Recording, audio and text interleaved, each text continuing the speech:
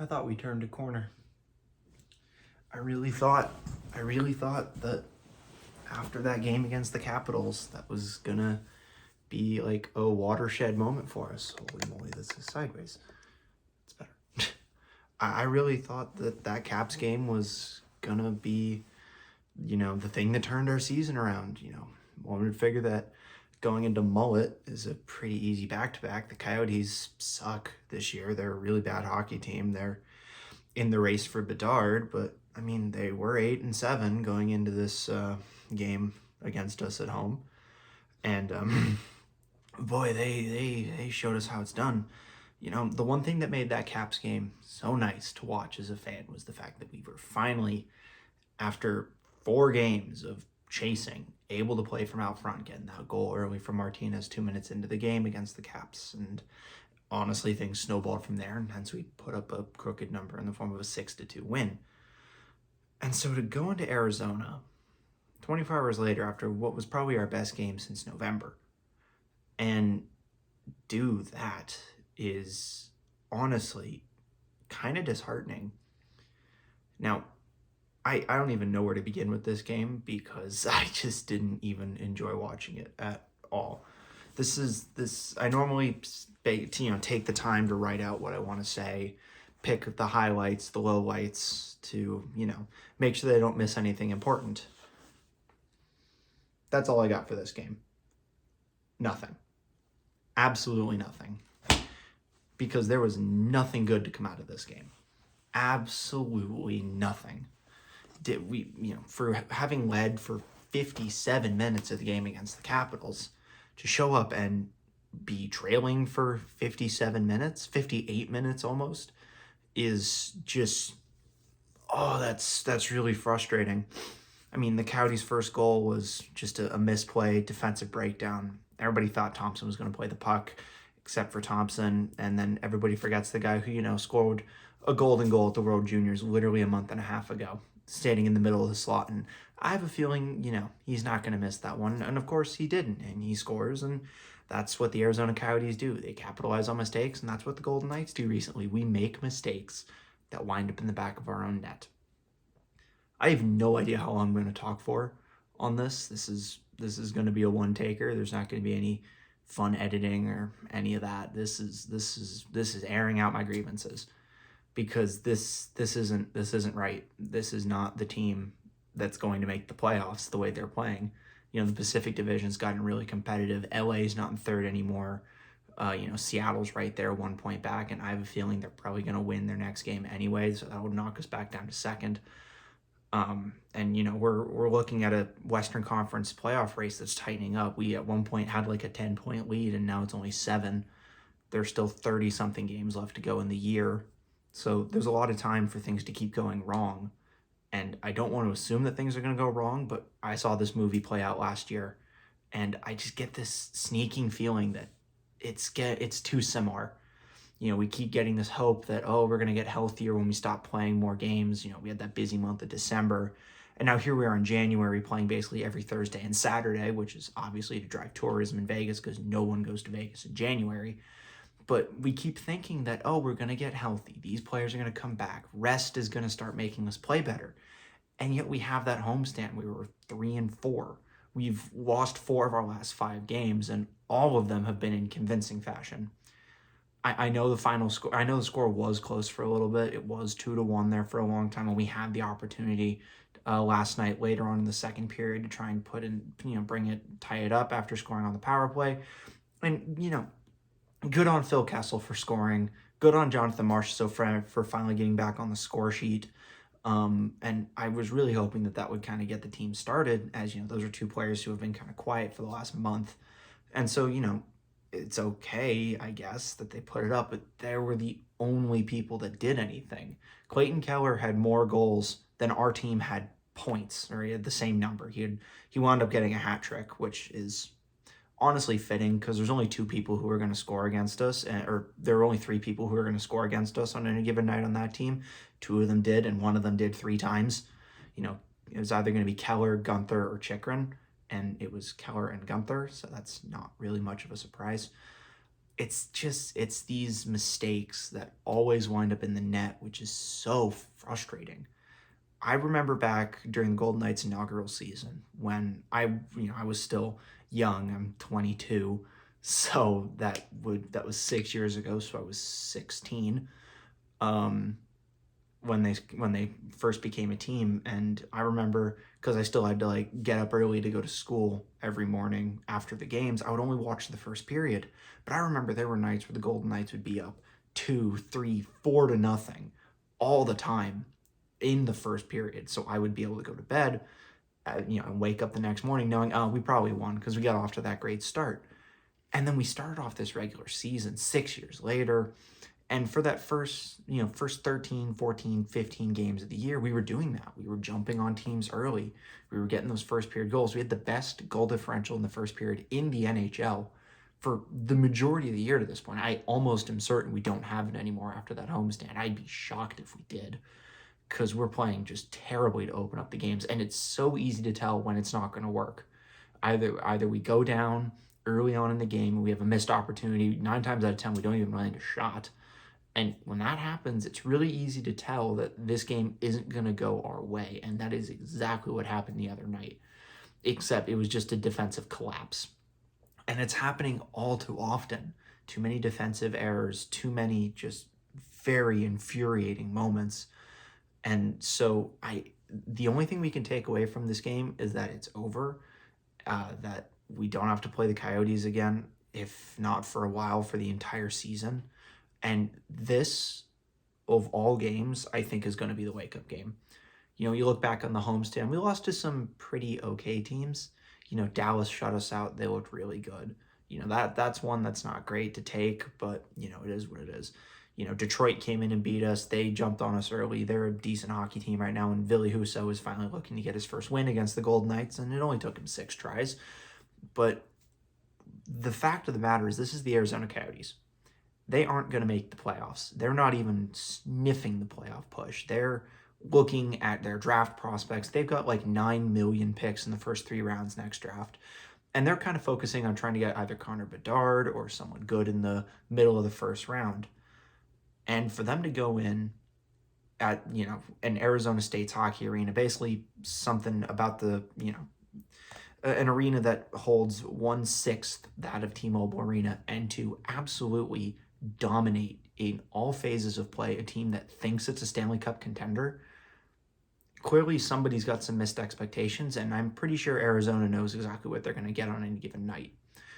So for the Golden Knights, they better fix this, because they could go into the All-Star. There's a world where they go into the All-Star break in 3rd in the Pacific, like just barely holding on to a playoff spot. I don't think they can fall out of the playoffs going into the All-Star break, but they're slipping, and I don't want to lay any blame, because, it's a 4 out of 5, 4 out of 5 games we've lost now. We're 5-3 in our last 8, or not 5-3. That'd actually be good. We're 3-5, 3-5. That's right. I may be mad, but I can still math, I think.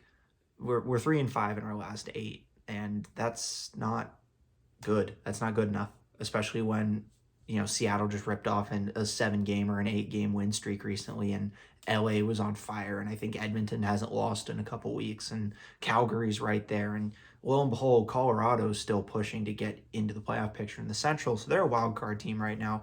And between you and me, I don't think we stand much of a chance of holding off to our streaking Colorado, who doesn't want to be the next Stanley Cup team to miss the playoffs the next year.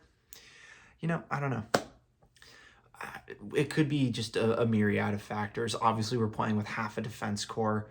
We're still missing Zach Whitecloud. We're still missing Shea Theodore. Mark Stone is going to be out for a great deal of time, and I know he's a forward, but he's basically our best defenseman because he's such a responsible two-way forward. So obviously getting them back at some point would be awesome. I know Theodore's on the trip. I know Howden's on the trip, but I don't have any confidence that they're actually going to play anytime soon. What's rubbing me the wrong way and what's making me really concerned is the way that our top players are playing. And I use that term playing very loosely because they're not playing very well right now. Jack Eichel hasn't got a point in forever.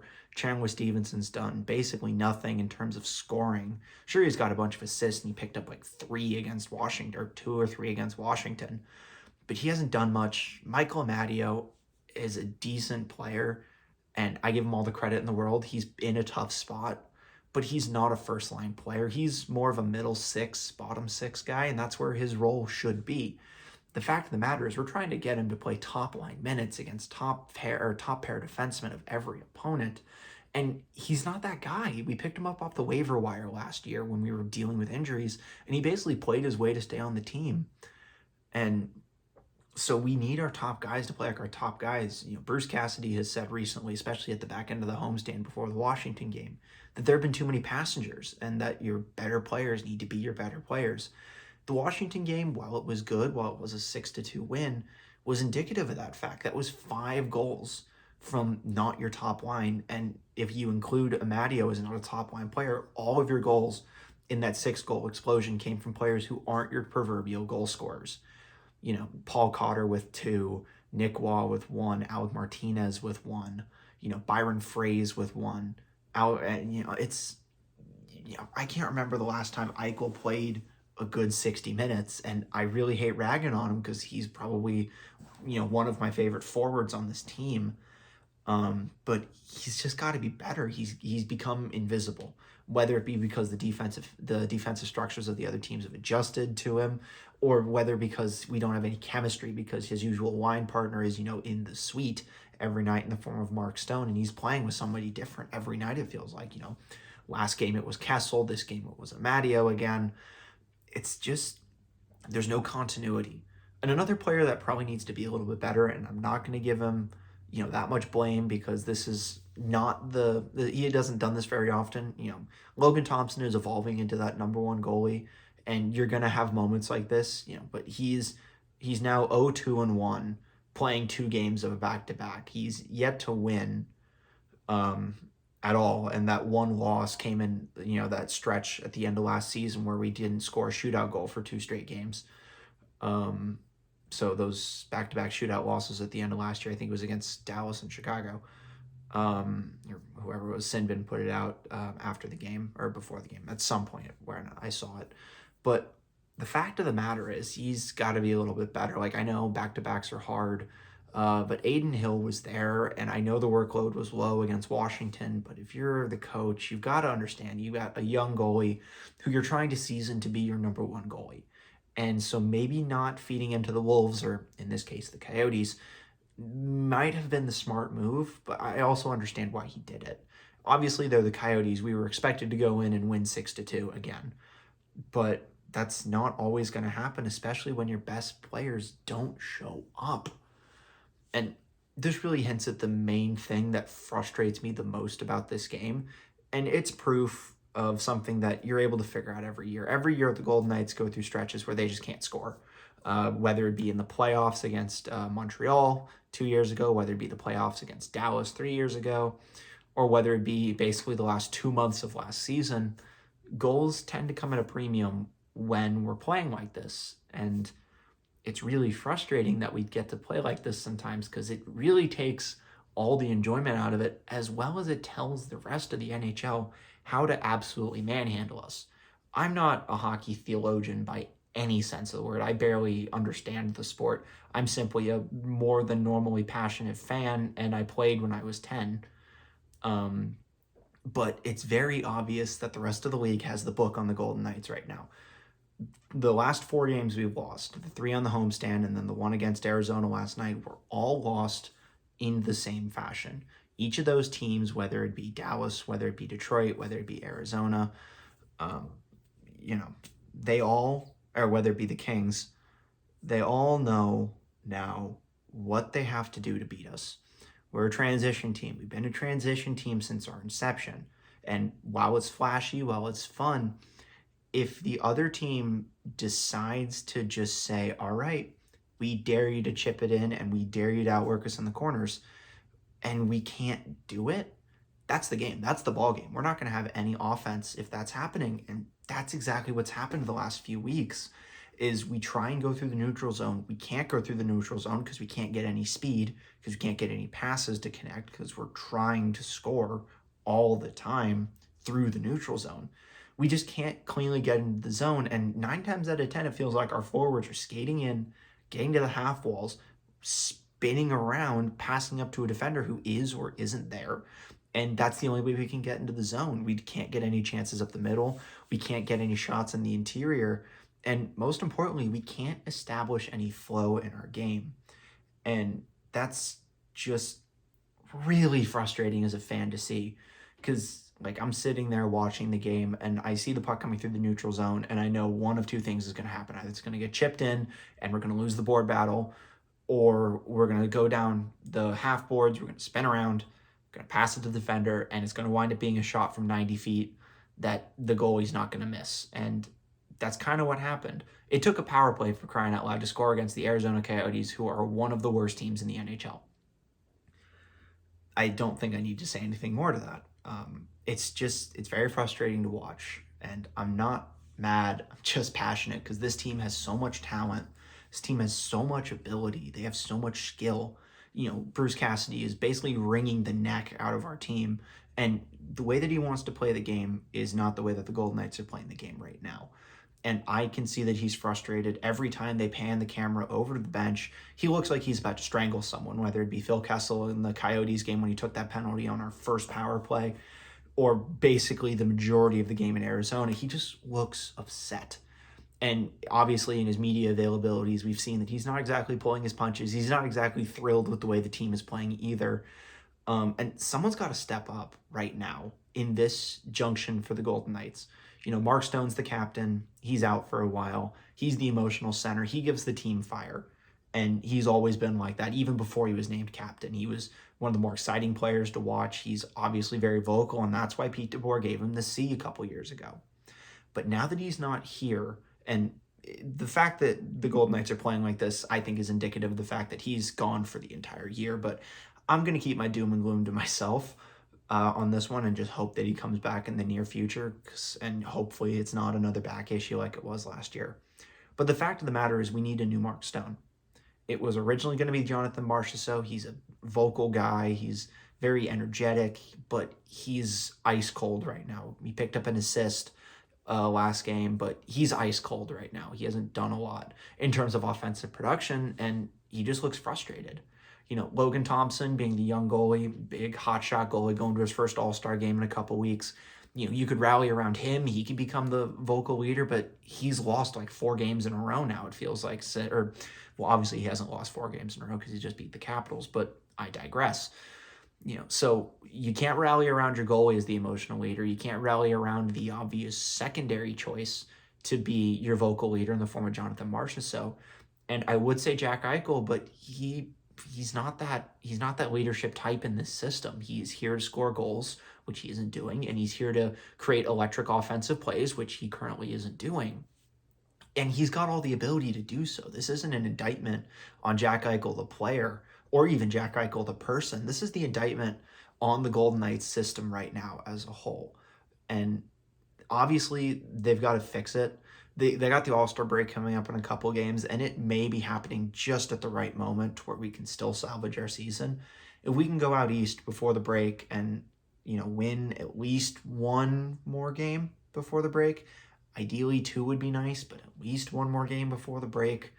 Let Bruce and Logan go to South Florida, let them have their fun, let the rest of the team get away from hockey for a little bit, because clearly the game just is too hard right now.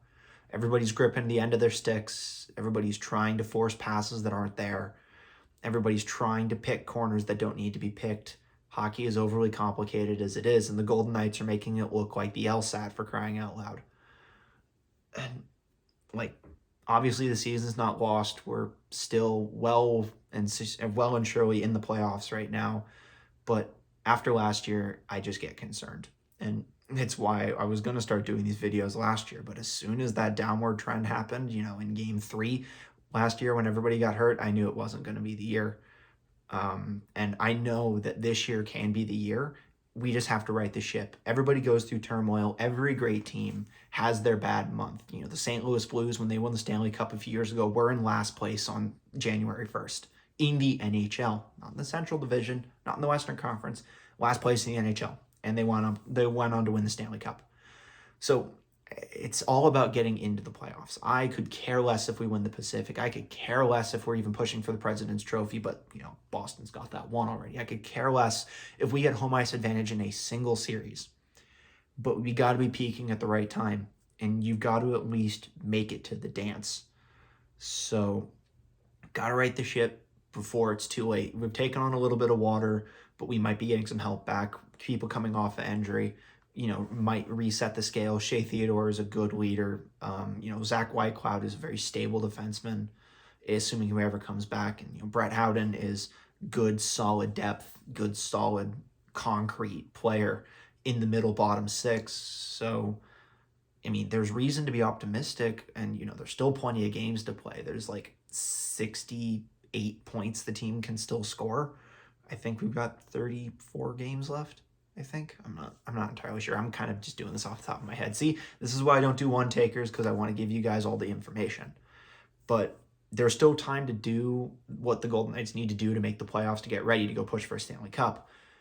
But they've got to start doing it, because right now they're not exactly playing how they want to play. They don't look comfortable. They don't feel comfortable, and they're just not playing like themselves. And it happens, but just gotta fix it. I hate doing these one takers. I hate being upset about a team that I love. I hate being upset about the sport that I enjoy watching. I'm very passionate, because I know that this team can and probably should, with this core, be a Stanley Cup contender. And when you lose to the Arizona Coyotes, it kind of shakes your faithful. It makes you, you know, double take, like, whoa, what was that? And so I guess this might just have to be the wake-up call that they need. You know, if we go into the All-Star break and not where we want to be after losing the Coyotes, and I have a feeling Bruce Cassidy is saying something very similar to what I'm saying right now, which is, how do you lose to the Arizona Coyotes and call yourself a Stanley Cup contender? Now, I still think they're a contender. I still think everything will be fine, and I'm probably marginally overreacting to a 4-1 loss on the back end of a back-to-back in a college arena. But somebody's got to react somehow, and I may as well be the harbinger of, you know, that reaction, and the person that every Golden Knights fan can channel their frustration through. Because, you know, I may not be the biggest fan in the world, but I'm definitely one of the bigger fans. So, and I'm not an expert. I don't even claim to be an expert, but I just want them to be successful. And right now, what they're doing isn't the key to success. But hopefully the next time I sit in front of this camera, we have a little bit more fun, optimism, good times, good games to talk about. I like being funny with these things, and I hate having to be serious, but the situation called for it. If you enjoy my optimism, or in this case, my pessimism, or chaotic neutralism, whatever the heck this is supposed to be sure to subscribe. I do this all the time now that I'm back. Like if you enjoyed the video, especially if you're an Arizona Coyotes fan, watching a Golden Knights fan be very upset about the fact that your team just kicked our butts. Comment below if you want to interact with me, as I may not be the most talkative guy in the world, as this video is going on its 23rd minute of me rambling. Obviously, I'm very talkative, and I'd love to interact with you guys, and I will catch you guys on Wednesday after the next game.